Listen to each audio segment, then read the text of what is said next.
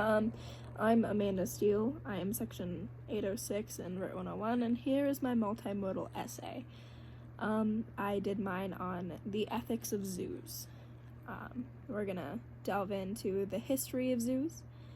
In the beginning of zoos, which originated around 2500 BCE in Egypt, they were used mainly to show a means of power and wealth by kings and conquerors. Then in Rome, they were used for entertainment with battles between both animals and between humans and animals. They were nothing more than exotic animal menageries dedicated to satisfy the curiosity of commoners and the conceit of kings, until the 19th century. And then in the 19th century, zoos become more like what we know today, more research-based and conservation-based. This is the type of zoo we will be discussing throughout this presentation. Next, let's delve into why people don't like zoos. Keeping animals in cages is depressing. Wild animals don't belong in zoos. They are breeding cute animals instead of the ones we need to conserve. They are animal prisons. They don't get to make good relationships that they need. A lot of these are just assumptions people have about zoos.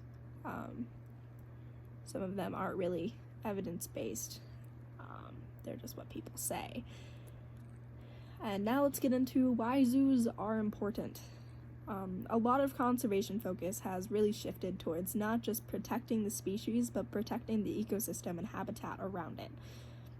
Zoos are necessary because they unite and educate the community, providing an understanding of the interdependence of animals and their habitats, and conduct conservation programs of animals in the wild, including breeding programs to reintroduce extinct and endangered species back into their natural environment. Zoos are crucial in preventing extinction because they conserve animals and their habitats. Having zoos is a necessity. Even though some zoos aren't ethical in their practices, most zoos are. Zoos help conserve animal species. A lot of animals in zoos are either hurt or won't survive in the real world, like specifically the bald eagles in Zoo Montana. Or they were born in captivity and won't survive on their own. I actually volunteered at Zoo Montana. I helped with the bald eagles and some of the other birds of prey, and I also helped with the otters and some of the farm animals there.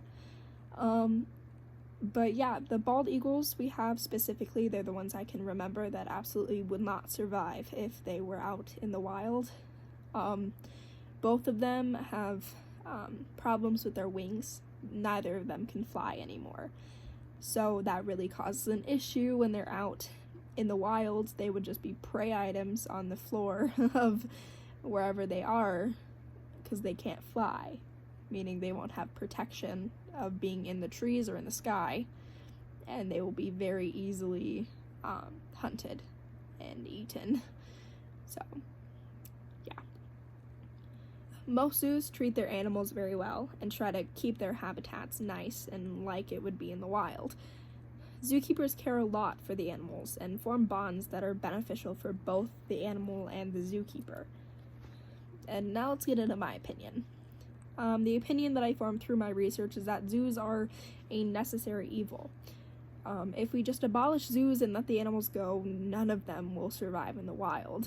A lot of zoos don't have the issues people worry about, like the issues with breeding cute animals instead of the ones we need to conserve, and then zoos that don't have very good habitats for their animals.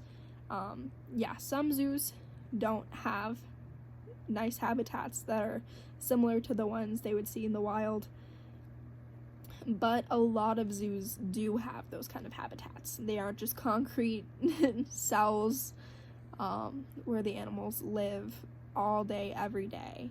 There's normally a habitat they go into during the daytime. And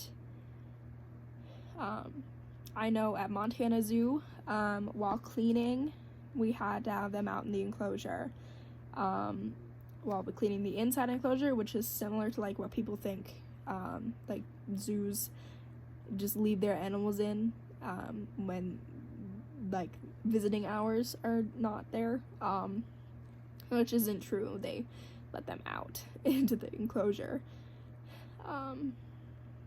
but when we were cleaning like the outside enclosure where people can view the animals, we had to have them in like little like jail cells, which aren't really jail cells.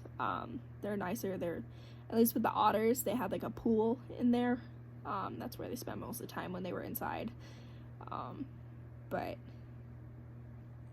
yeah, a lot of zoos don't have terrible enclosures for their animals. The majority of zoos really care for the animals and keep them happy and healthy. Zoos are meant to protect and conserve. They also help conduct research. Getting rid of zoos would be detrimental to the animals in the zoos and to some of the animals outside of zoos. If we just abolish zoos and let all of the animals back in their natural habitats, there could be a lot of issues with the animals there as well.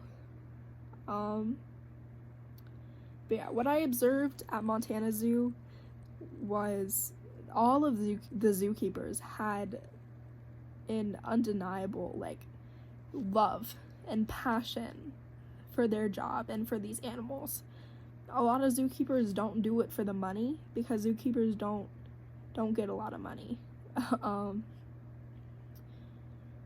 They do it for the love and passion for caring for animals. And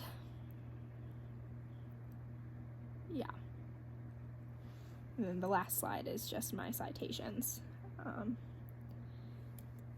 But yeah, I hope you enjoyed my presentation on zoo ethics. Yeah, have a nice day.